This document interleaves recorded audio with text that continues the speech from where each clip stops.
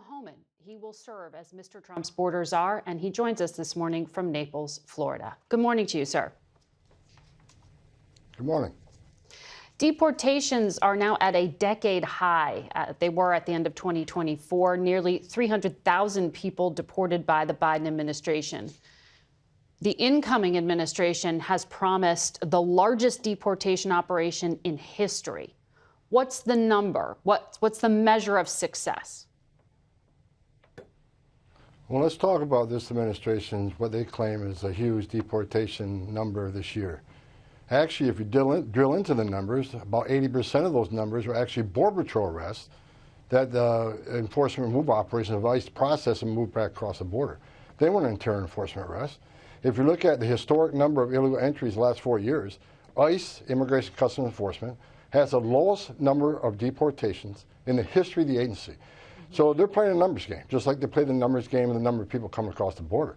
Okay. So even though they claim we got the highest number of deportations, look at those deportations, who actually made those arrests, who actually removed those people. It's not ICE.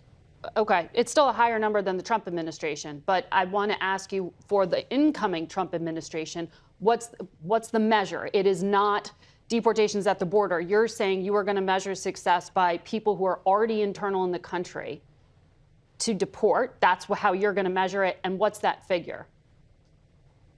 Well, again, let's get the numbers straight. You say they were higher than Trump administration. It isn't about how many get deported, because Trump had illegal border crossings at a 45-year low.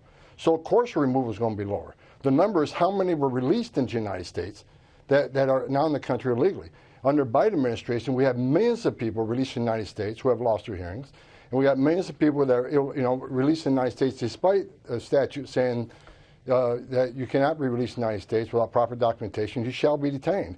So you can compare the numbers of deportations under Trump versus Biden, but when you consider a 45-year low in crossings, of course the number of deportations is going to be lower because we don't have that population to process and deport.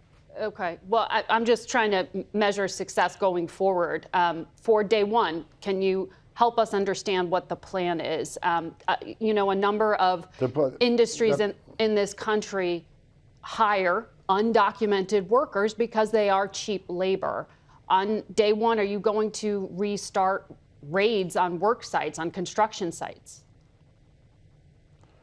The President Trump's been clear, as I've been clear from day one, that President is going to concentrate on public safety threats and national security threats. And have you heard from your previous segments, we have a huge national security issue in this country.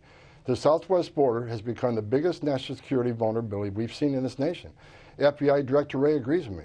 We know there's people in this country who pose a national security threat. They've arrested a record number of people on the terrorist watch list, a 3,500% increase in people on the terrorist watch list being arrested at the border. We got over 2 million known gotaways. We know 2 million people crossed the border, weren't arrested, weren't vetted, weren't fingerprinted. So you got to ask yourself, why did 2 million people pay more to get away? Why didn't they pay less, turn themselves into Border Patrol, get a free airline ticket to the city of their choice, get a free hotel room, get 3 meals a day, get free medical care? I'm not disputing that it is a hemisphere-wide crisis. We're talking about how you're going to deal with it. That's why I'm asking you, when you say criminals, does that mean you are going to go into already existing prisons at local level and deport people who are in those prisons? Are you going to go to workforces? I mean, how do you know where the criminals are, I guess is the question. And if they're working at a work site, are you going to show up to surprise them? Well, look, we know where a lot of the criminals are.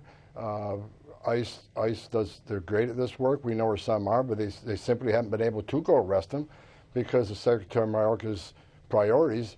It handcuffed ICE. So we know where a lot of criminals are. They've been prevented from arresting that we're going to arrest starting day one. As far as being in jails and prisons, we would love to work in local jails, but sanctuary cities won't allow us into those jails. It's much easier to arrest a public safety threat and the safety and security of public jail than out in the street, because the officers are safer that way, the aliens are safer that way, the community is safer that way. But sanctuary cities who continue to release public safety threats back in the community, to the immigrant community, it puts that community at greater risk of crime. And here's what's going to happen when we go to the community and find that person, find that criminal alien. Yeah. He's probably going to be with others. Others will have to arrest. So it's not safe for the community, not safe for the officers, not safe for anybody. Let us arrest a bad guy in the jail cell where you chose to arrest somebody and put him in a jail cell because obviously he's a public safety threat. Okay. What you just said in there, it sounded like you were talking about collateral arrests. So you're going to target people you know are criminals, but if they happen to be living in a house where there are other undocumented people, you're going to sweep them up too. That's what I think you were just saying there.